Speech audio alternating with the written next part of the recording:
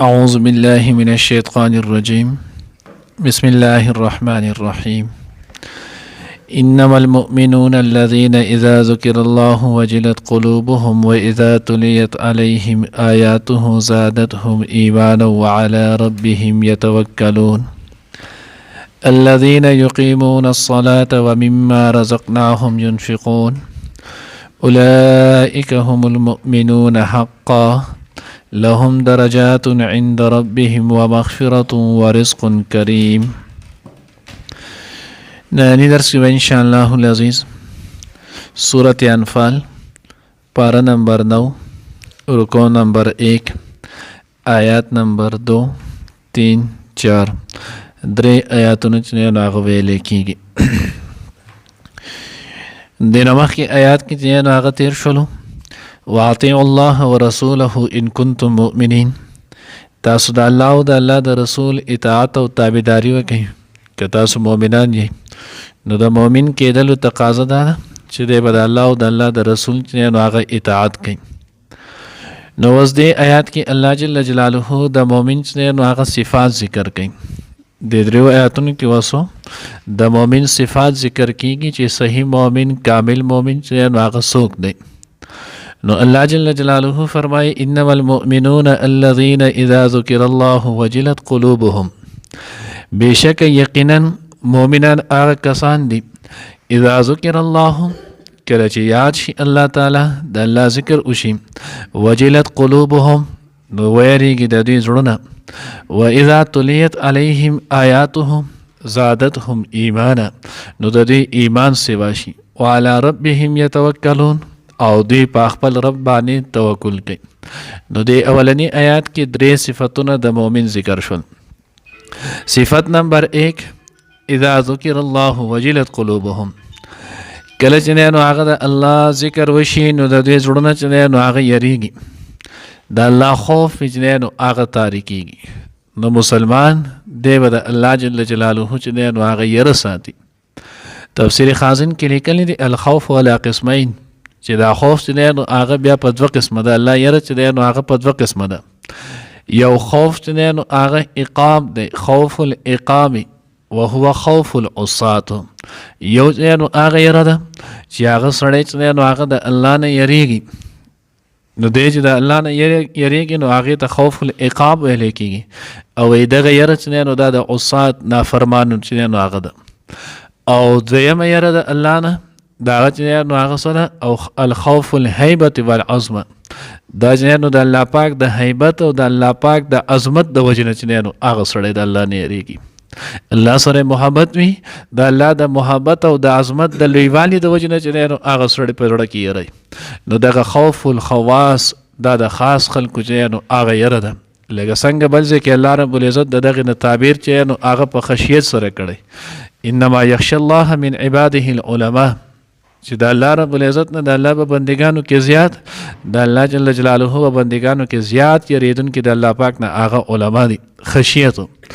نو دغه خوف دا د عظمت سره چې سړی د الله جل جلاله ذات عالیه دغه عظمت چې هغه ځان ته مخې ته کړي، او بیا د الله د عظمت د وجې نه د ګناه چې هغه پرېږدي، نو دې ته ویلی کېږي خوف الهیبت والعظمه. الله دې دغه خوف مونږ ته نصیب کړي. نو دغه د مؤمن د ایمان چې هغه د صفت علامت نه. اوس دلته چې هغه یو ورکوټی شانتې سوال واردېږي چې دلته الله رب العزت وایي چې د مؤمن صفت دا دی اذا ذکر الله وجلت قلوبهم، د دې زړونه چې هغه ویریږي. او په 14مه سپاره کې چې هغه غالبا سورت نحل دی، که به هغې کې هغې کې صفت ذکر شوی که سورت ابراهیم دی، بهرحال زه حافظ نه یم نو، خو 14مه سپاره کې د هغې ذکر چې هغه کېږي الا بذکر الله تطمئن القلوب،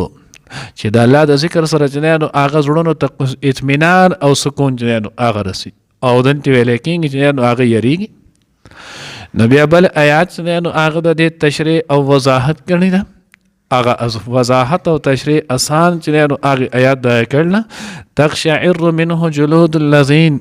الله رب العزت وایي چې هغه د الله د یری د هغه کسانو چې نو هغه په بدن باندې ویښته چې نو هغه وردیږي غونه په بد کېږي کم کسان چې د الله پاک نه یریږي ثم تلین قلوبهم لذکر الله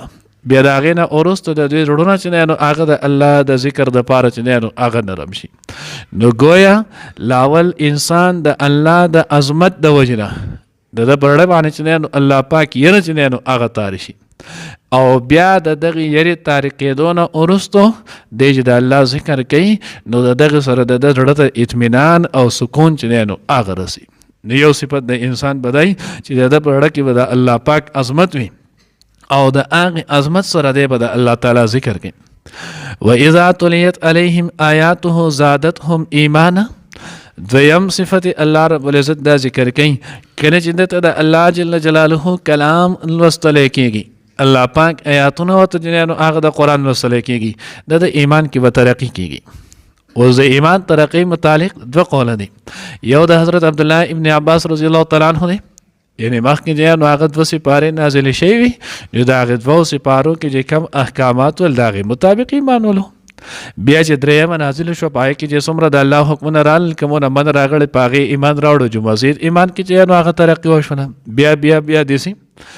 او دویمه معنی چې نو هغه ده نه چې په دې سره د ایمان نورانیت چې نو هغه سیوا کېږي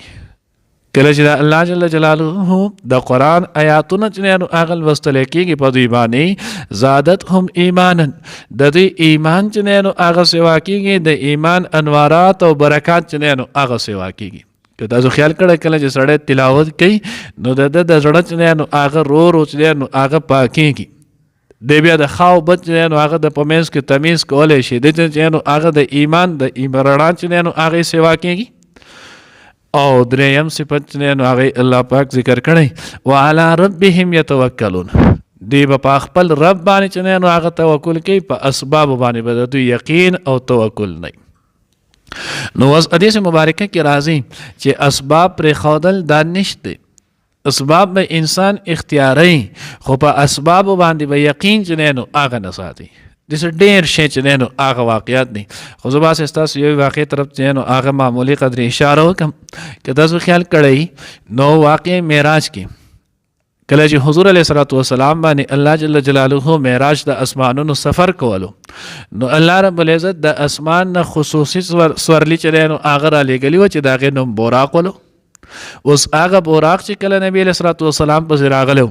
نو دا خو د حضور علیه الصلاة والسلام نه چېرته بل خوا نه شوتلی که نه لکه موږ په چا پسې ګاډی ولیږو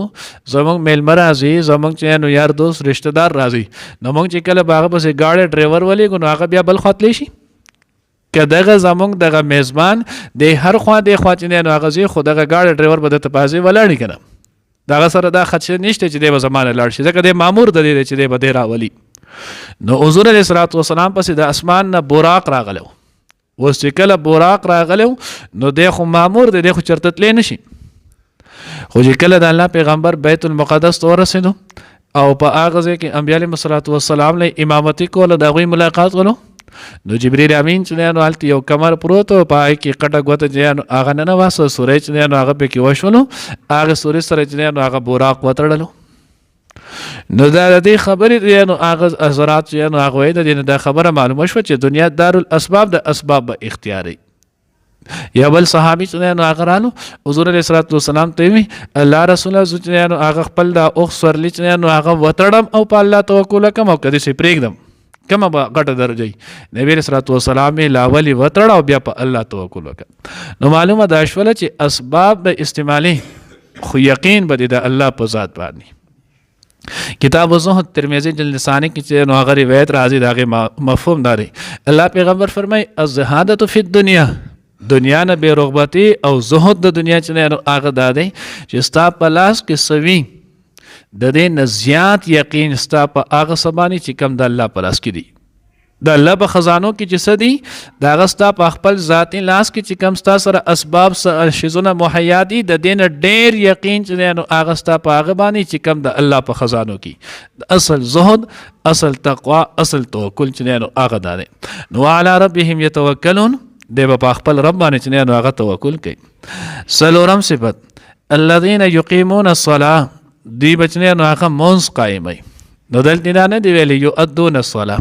چې مونځ به ادا کوي، نه مونځ به قائموي.